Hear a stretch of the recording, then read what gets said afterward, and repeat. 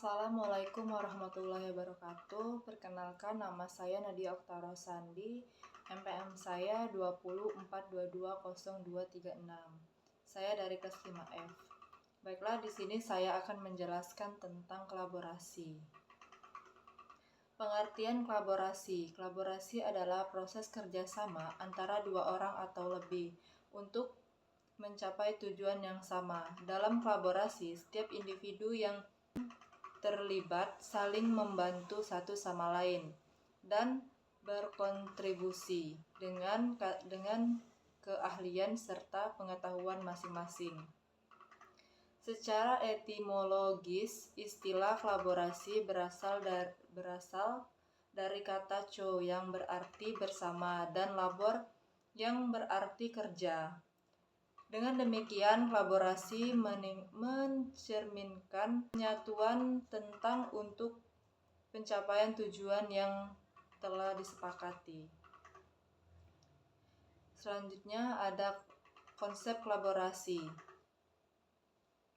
Konsep kolaborasi melibatkan interaksi berkesinambungan di antara para peserta, di mana mereka saling memahami aktivitas masing-masing dan berusaha untuk menemukan solusi terhadap masalah yang ada.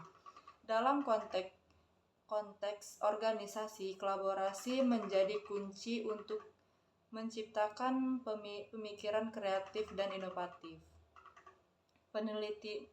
Penelitian menunjukkan bahwa keberhasilan kolaborasi meningkat ketika melibatkan individu dengan antara belakang nilai-nilai dan gaya kerja yang beragam. Hal ini memungkinkan tim untuk menangani masalah dari berbagai perspektif dan menghasilkan ide-ide baru.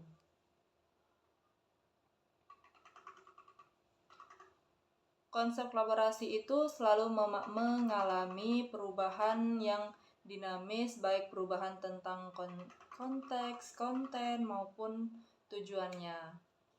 Beberapa perubahan tersebut disesuaikan dengan situasi, kondisi, dan kebutuhan dari masing-masing pihak yang berkolaborasi, sehingga kolaborasi yang bentuknya itu benar-benar memiliki manfaat yang optimal. Walaupun demikian, kolaborasi bukanlah suatu tujuan, tetapi berbagai metode, strategi, atau cara yang diharapkan dapat digunakan untuk menciptakan tujuan secara optimal bagi mereka yang berkolaborasi. Kolaborasi dapat dijadikan alat atau los yang relatif tetap untuk dijadikan sebagai sarana dalam menciptakan tujuan yang diinginkan oleh masing-masing pihak yang berkolaborasi. Tidak ada bentuk tertentu yang ideal dalam berkolaborasi sebagai alat penciptaan tujuan, tetapi sangat tergantung dari keahlian yang kemampuan para kolaborator untuk mencerita, menganalisis dan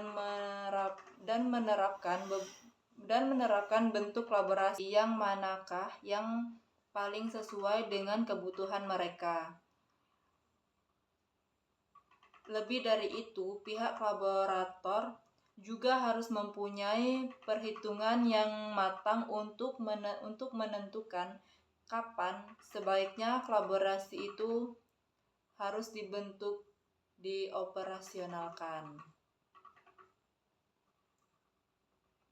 Selanjutnya ada tujuan kolaborasi. Tujuan utama dari kolaborasi adalah untuk mendukung individu atau kelompok dalam memecahkan masalah secara bersama-sama dengan cara yang sistematis. Beberapa tujuan seperti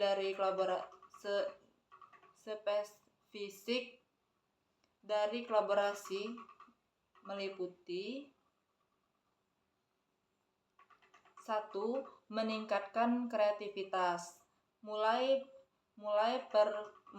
pertukaran ide dan perspektif baru. Kolaborasi dapat memicu kreativitas di antara anggota tim.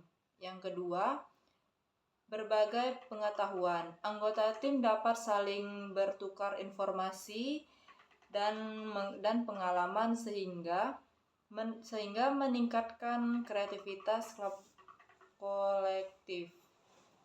Yang ketiga, mengatasi masalah secara efektif. Dengan menghubungkan keahlian dan pengetahuan dari berbagai individu, tim dapat menyelesaikan masalah lebih cepat dan lebih baik. 4. Membangun relasi. Kolaborasi juga membantu dalam memperluas jaringan relasi antara individu atau organisasi. Yang kelima, menciptakan perubahan positif. Dengan ide-ide yang beragam, kolaborasi dapat menghasilkan inovasi dan perubahan positif dalam suatu organisasi atau komunitas. Dengan demikian, kolaborasi bukan hanya sekedar kerjasama, tetapi juga merupakan proses dinamis yang melibatkan komunitas efektif, kepercayaan, dan rasa saling menghormati antara anggota tim. Baiklah, itu saja yang bisa saya sampaikan tentang kolaborasi ini. Wassalamualaikum warahmatullahi wabarakatuh. Terima kasih.